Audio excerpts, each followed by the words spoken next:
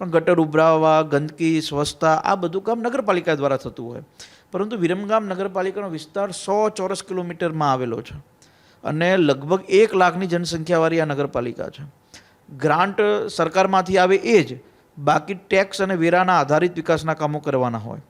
પરંતુ ગટરની સમસ્યાઓ પર કોઈ સોલ્યુશન છેલ્લા કેટલાય સમયથી આવતું નથી અને લોકોનો જે મિજાજ અમે જોઈ રહ્યા છીએ એમાં એવું લાગે છે કે લોકો કોઈ આંદોલનના માર્ગે નીકળે એ પહેલાં મારે સરકારને આ બાબતની જાણ કરવી જોઈએ. એટલા માટે મેં પત્રના માધ્યમથી જાણ કરી. જ્યારે લોકો કોઈ નાની મોટી લડાઈ લડવા બહાર નીકળે અને હું ન જઉં તો પણ સરકારનું અને મારું ખરાબ દેખાય તો મારે એની સાથે ઊભું રહેવું પડે. એટલે મેં સરકારને પહેલાંથી સાવચેત કરવાનો પ્રયાસ કર્યો છે કે લોકોનો જે મૂડ છે, જે મિજાજ છે, એના ઉપરથી એવું લાગે છે કે કોઈ પગલું જનતા ભરે અને જો મારે એની સાથે ઊભું રહેવું પડે તો જનપ્રતિનિધિ તરીકે હું ચોક્કસ ઊભો રહીશ. એટલે વિરમગામના પ્રશ્નોનું નિરાકરણ તત્કાલ